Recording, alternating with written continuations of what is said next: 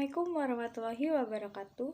Nama saya Faradila Nuruldianti, NPM 5020244, kelas 3F, dosen pengampu Bapak Dr. Dodik Mulyono, Magister Pendidikan, mata kuliah belajar pembelajaran. Pada kesempatan kali ini, saya akan menjelaskan sesuai dengan tema video saya, penjelasan tentang teori behaviorisme, kognitivisme, humanisme, dan konstruktivisme. Adapun tujuan dari penjelasan video ini adalah untuk mengetahui berbagai macam jenis teori belajar dan bagaimana penerapannya dalam pembelajaran. Sebelum memulai penjelasan tentang 4 macam teori tersebut, saya akan menjelaskan terlebih dahulu tentang apa itu teori belajar. Teori belajar adalah seperangkat cara yang mendeskripsikan bagaimana proses manusia belajar sehingga membantu kita memahami proses inherent yang kompleks dari belajar. Pemahaman semacam ini penting untuk dapat meningkatkan kualitas pembelajaran. Yang pertama, penjelasan tentang teori belajar behaviorisme. Teori belajar behaviorisme merupakan teori belajar yang digagas oleh Gage dan Berliner, serta sudah cukup lama diterapkan oleh para pendidik di dunia. Teori ini berpendapat bahwa perubahan tingkah laku merupakan hasil dari pengalaman yang didapat. Teori ini juga dikenal dengan model stimulus dan responnya, melihat peserta didik sebagai individu yang pasif. Teori behaviorisme menggunakan metode pelatihan dan pembiasaan dalam proses pembelajaran. Teori behaviorisme ini memiliki tujuan untuk menambah pengetahuan dan aktivitas belajar sehingga pengetahuan yang sudah dipelajari peserta didik dapat terungkap kembali. Pembelajaran yang lebih mengikuti kepada kurikulum yang berlaku sehingga aktivitas belajar lebih banyak didasarkan pada buku teks, buku wajib dengan penekanan pada keterampilan. Yang kedua, teori kognitivisme. Teori kognitivisme berpandangan bahwa belajar merupakan proses penemuan dan transformasi informasi-informasi yang didapat. Kurt Lewin merupakan psikologis asal Jerman penganut teori kognitivisme. Teori kognitivisme memiliki pandangan bahwa seseorang yang menerima informasi akan menyusun, menyimpan, dan menemukan hubungan antara pengetahuan yang baru dengan pengetahuan yang telah ada. Beberapa teori dalam aliran kognitivisme. A. Teori Gestalt. Proses pembelajaran mengutamakan belajar yang bermakna sehingga tidak menimbulkan ambiguitas. B. Teori skema Piaget.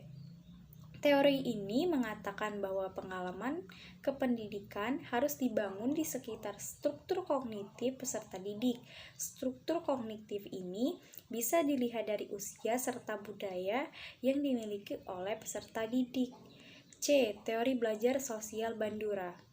Bandura mempercayai bahwa model akan mempunyai pengaruh yang paling efektif apabila mereka dianggap atau dilihat sebagai orang yang mempunyai kehormatan, kemampuan, status tinggi, dan juga kekuatan sehingga dalam banyak hal yang seorang pendidik bisa menjadi model yang paling berpengaruh. D. Pengolahan informasi Norman berpendapat bahwa seseorang individu akan menghubungkan materi yang baru ia temui dengan yang sudah pernah diketahuinya, yang dalam teorinya disebut learning by analogy. Ketiga, teori humanisme. Teori humanisme mengutamakan kebebasan peserta didik dalam menyelesaikan permasalahan atau menemukan suatu konsep belajar dengan caranya masing-masing. Peserta didik berperan sebagai subjek didik dan pendidik berperan sebagai pengarah atau fasilitator.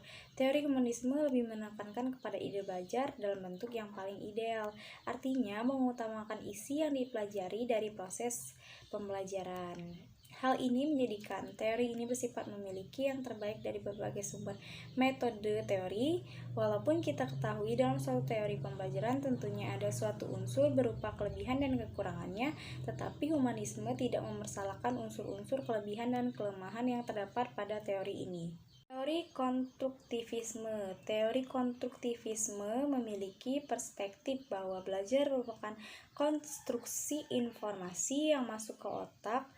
Belajar yang bersifat konstruksif ini sering digunakan untuk menggambarkan jenis belajar yang terjadi selama pemecahan masalah yang kreatif di dalam kehidupan sehari-hari. Maka dari itu, teori konstruktivisme tidak hanya menerima konsep, tetapi terjadi proses konstruksi pengetahuan melalui pengalaman, karena pengetahuan bukan bersifat pemberanian, namun berasal dari proses konstruksi pengetahuan.